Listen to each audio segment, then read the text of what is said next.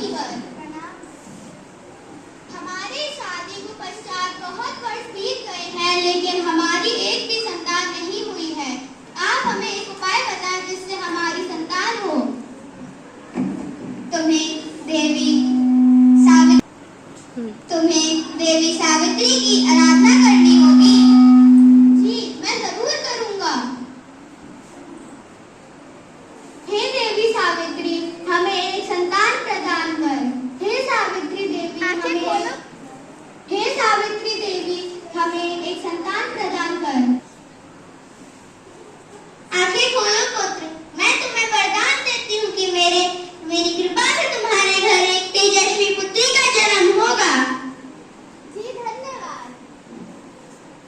जी 19 वर्ष बाद। प्रणाम तार। बेटा, अब तुम्हारी उम्र हो गई है, अब तुम्हें शादी करनी होगी। तुम अपने सेनापति को अपने साथ ले जाओ और तुम पूरे देश में वर अपने योग्य देखो। जी माता जी।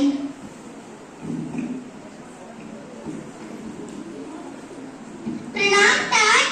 पूरे देश का चक्कर लगाने के बाद हमें सत्यवान नामक वर मिला है। उसके मम्मी पापा की आंखों की रोशनी ना है और उनके दुश्मन राज्यों ने उनका पूरा देश कब्जा लिया है। अभी इस समय वह जंगल में रह रहे हैं। मैं उन्हीं से शादी करूंगी।